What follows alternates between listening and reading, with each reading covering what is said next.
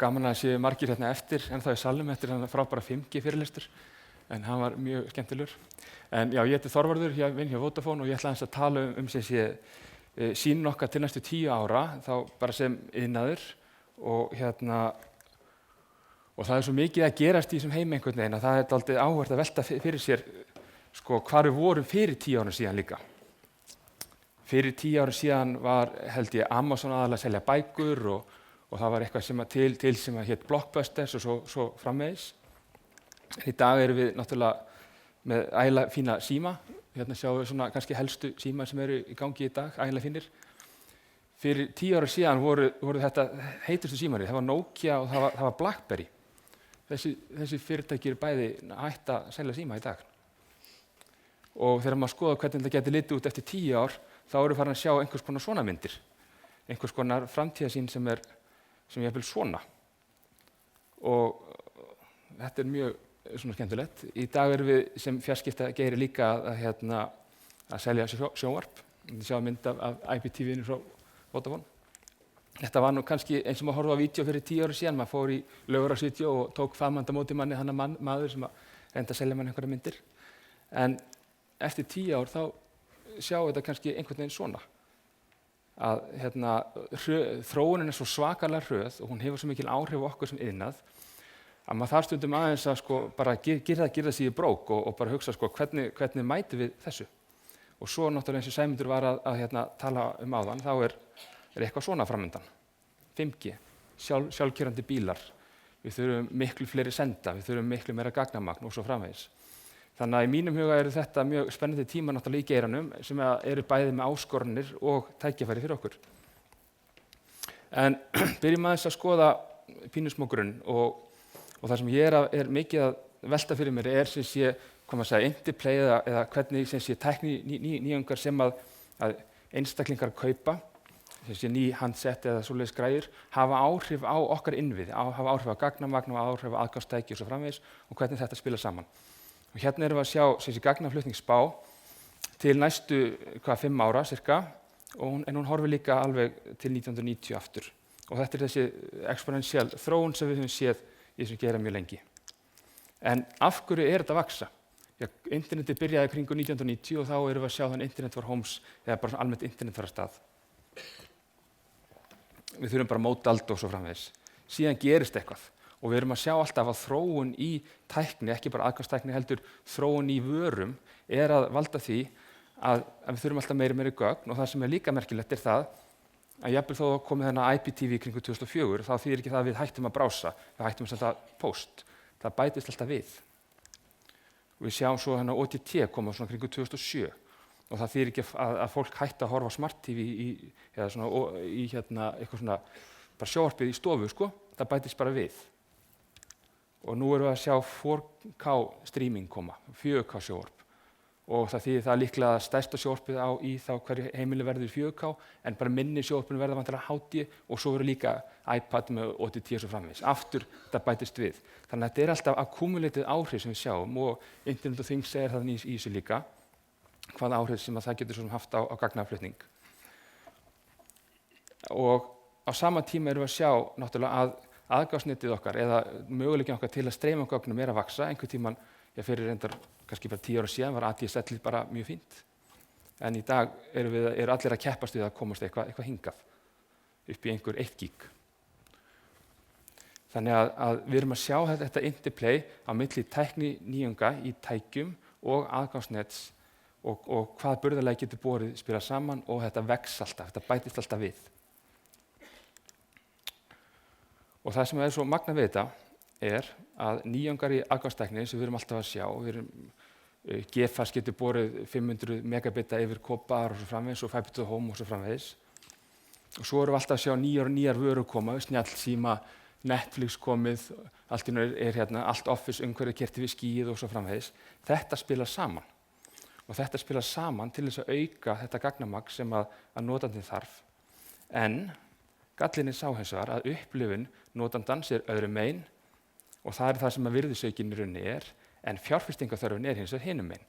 Og þetta er það sem við sem iðnaður erum búin að vera eiga við núna í allavega 10 ár og það er svona fyrirsjáanlegt að þetta muni halda áfram.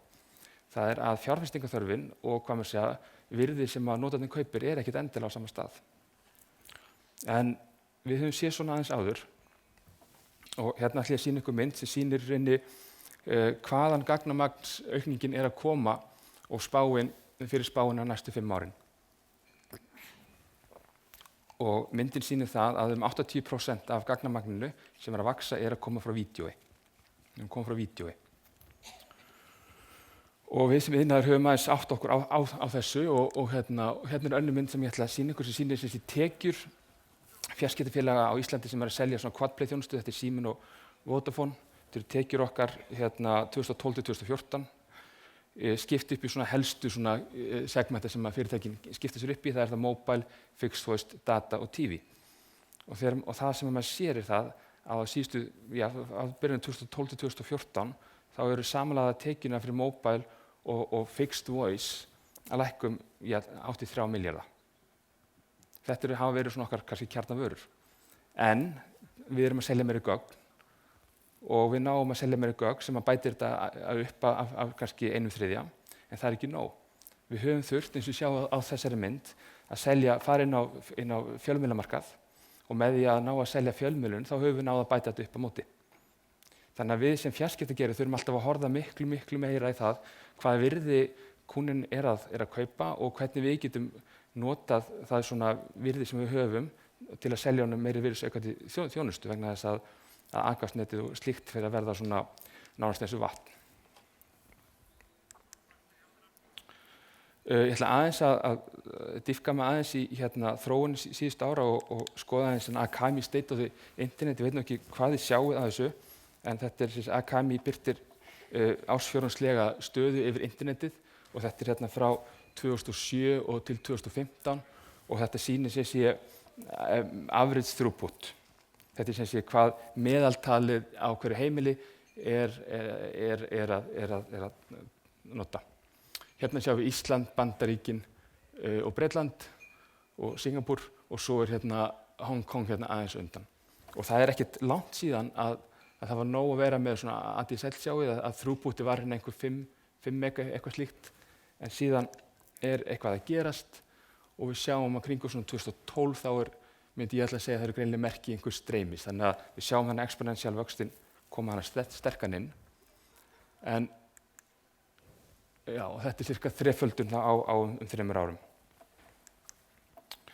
En ef maður skoðar aðeins svona píkið, það annað að sjá sem sé hver mesti hraði sem að mælist, þá erum við að sjá dálítið merkilega tölur að þetta sem var max í svona ADSL hraða núna komið ansi hátt upp og við erum komin upp í einhver 50 meg í dag. En við erum að sjá kannski þessi lönd sem að mér finnst alltaf gaman að skoða sem eru komið mjög langt í því að fastlínutengja heimilin eins og Singapúr og Hong Kong og svo framvegis, hvað þau eru komin upp og þau eru fann að sjá mælingar sem eru yfir 100 megabit á sekundu sem average peak value yfir daginn. Og það segir mér tvennt. Það segir mér annars að þau eru búin að líklega fæbertengja öll heimilin sem þau eru búin að gera. En ekkert síður það að það einhver, þrátt fyrir að það sé ekki verið að streyma á þessum hraða hér, alltaf, að þá einhver tíman einhver að nota þessu upplifun. Einhver tíman einhver í vinnunni að sækja PowerPoint-skjal sem er mjög stórt og hann upplifir þetta. Þannig að þetta þykir mér nokkuð merkilegt og ég held að þetta sé þangað sem við erum að fara náttúrulega sem fjarskiptageri. Við getum svona sem farið út í stúdíu hvernig Hong Kong og Singapúr hafa gert þetta, en það kannski fyrir utan þetta, en þeir hafa gert þetta mjög ólíkan hátt. Hong Kong hefur algjörlega deregulata sinn markað, þannig að það eru einhver 23 fiber to home fyrirtæki sem öll að keppa, á meðan Singapúr hefur gert það svona í ríkiseigunni, þannig að það var bara eitt fyrirtæki sem hefur bara stýrt þessu og byggt fiber to home netið út allt. En það skiptir ekki máli, þau eru bæði komin á sama stað upp. Mér finnst svona áhuga stúdía. Ok, en nú förum við aðeins að skoða þá hvað þetta þýðir fyrir okkur sem iðnað, aðeins tækifæri og ógnanir. Hérna sjáum við aftur þessa gagnamagnsmynd sem við skoðum áðan, það rauða línan, sér hvernig gagnamagnið að vaxa og hér sem sé heildartekjur allra fjarskiptafélaga í heiminum á síðustu árum. Og maður sér að kannski á síðustu 7 árum hefur gagnamagn verið að vaxa 8-falt, tekjurnar hafa vaxið 20%. Þetta það sem við erum að glíma við. Og næstu 5 árum erum við að sjá kannski 3-földun í gagnamagni og kannski 10% aukning tekna. Hérna eru sjónvarpstekjur og allt með í þessari mynd. Þannig að þetta algjört doom and gloom? Nei, alls ekki, vegna þess að ég held, eins og við höfum sýnt með sjónvarpi, að það eru alls konar tækifæri sem við getum gripið til þess að nýta þess innviði sem við eigum. Og þannig að mér langar núna aðeins að fara aðeins yfir að skoða hvernig fjarskiptafélög eru byggðu upp og hvernig getum við nýtt þessi innviði til að bregðast við þessari stöðu. Og ef maður bara svona teiknar upp einfalda mynd af fjarskiptafélögum í dag, þá getum við sagt að það einhver grunnur, það einhver svona passífur innviðir, ljósleiðari, kopar, stofnnet, aðgangsnet og svo framvegis. Og það eru með eitthvað sem ég kalla viðskiptalega innviði. Það söluver, það þjónusta og svo framvegis. Og þetta eru innviðir sem eru ekkert síður mikilvægir en þeir tæknilegu innviðir sem við eigum. Það eru ekkert mörg fyrirtæki sem eru með þann skala og þann massa sem við erum með til þess að ná að selja ákveðna tegundir af vörum og þjónustu. Svo erum við með ákveðna kjarnavörur sem við náttúrulega þekkjum öll og svo erum við náttúrulega með einhverjar virðisaukaðar vörur í dag. En það sem ég að velta fyrir mér hvert verður okkar svona framtíðar viðskiptalíkan byggt á þeim svona áskorunum sem við stöndum frammi fyrir á næstu árum. Og ég held að við munum byggja það á ákveðnum hlutum, við munum byggja náttúrulega á okkar styrkleikum sem að felast í því að nýta okkar núverandi eignir, hvort sem það eru tæknilegar eða viðskiptalegar.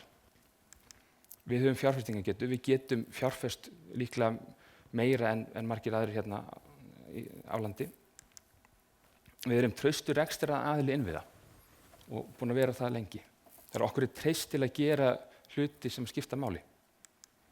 Við erum með sölurásir sem eru sérstaklega hannaðar fyrir staðlaðar vörur sem ná víðri dreifingu. Þetta ekkert margir sem eru jafn svona straumlínulagar og við til að gera þetta. Og við erum með hæfni til þess að selja þessar vörur áfram.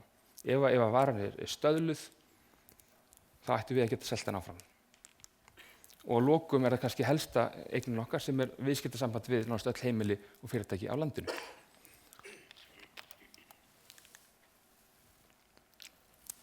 Þannig að hvernig notum við þessar eignir okkar, þessar styrkleika okkar til þess að mæta þeim áskorunum sem við stöndum fram fyrir. Og fyrsta lagi ætla ég að tala aðeins kannski grunninn, það þá tæknina.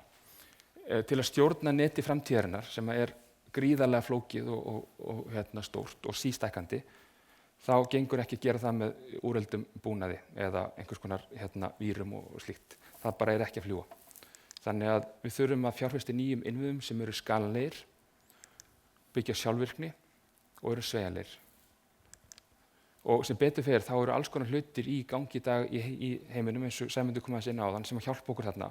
Við erum að sjá þróun í Software Defined Networks og Network Function Virtualization, ég hef ekki lagt í að þýða þetta, það leyfir sér bara standa svona, sem eru tækninýjungar sem að geta í rauninni valdið byltingu hjá okkur í því hvernig við byggjum upp okkar kostnaðarinnviði.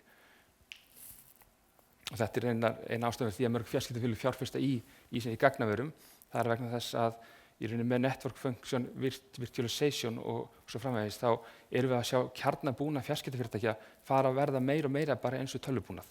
Það að þarfin að fara að verða líkari og líkari þeim innviðum sem almenn fyrirtæki hafa og þá segja fjarskiptafélögin oft ok, gott og vel, eigum þá kannski bara að fara í þann iðnað og byggja þá eitthvað sem við getum stækkað og skalað og sinnt öðrum þjónustum fyrir okkar viðskiptavini.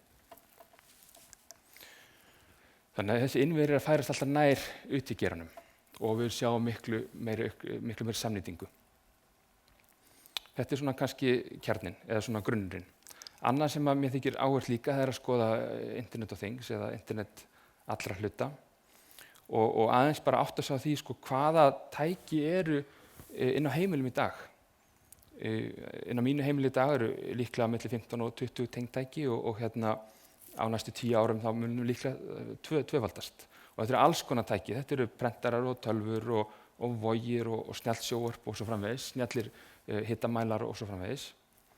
Og sum af þessum tækjum henta kannski ekkert í að vera þjónusta.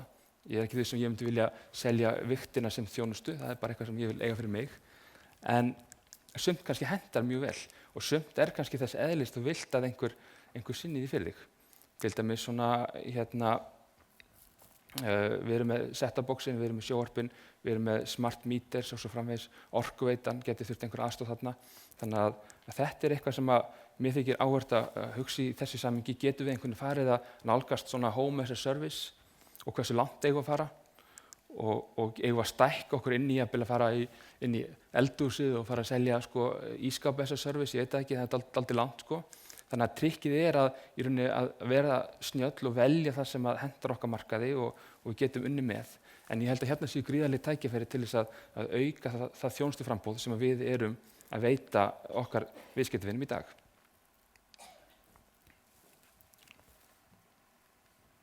Ef við tala um fyrirtækjamarkaðinn, þá er þannig að fyrirtæki þurfa alltaf að auka hagkvæmni og skalaleika og einfalda sinn rekstur.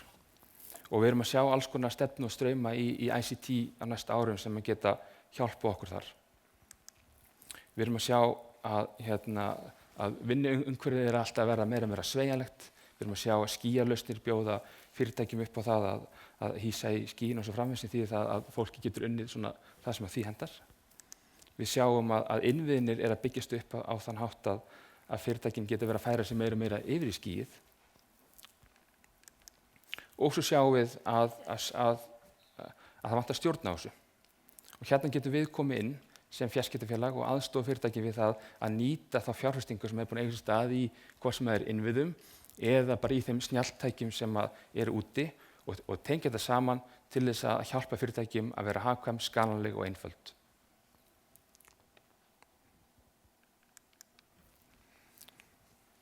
Og þá fer maður að púsla þessu saman aftur og hugsa hvernig myndi þá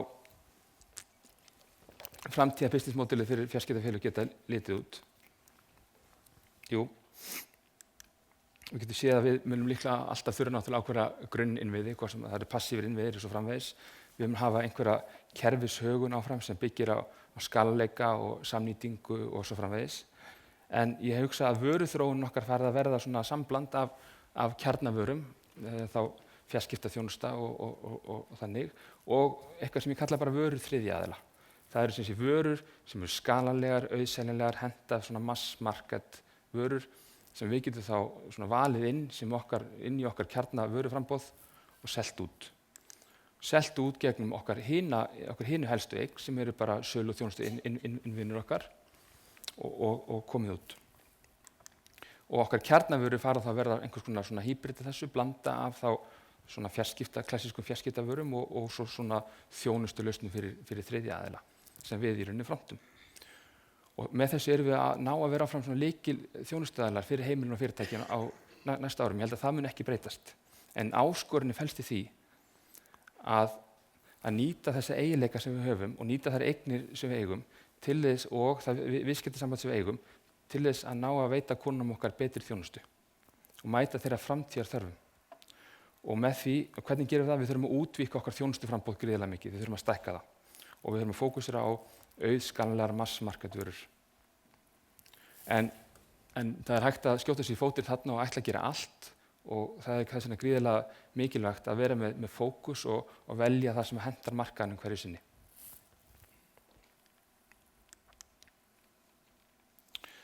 Þetta er nú síðasta glæra mín, svona samantekt í rauninni.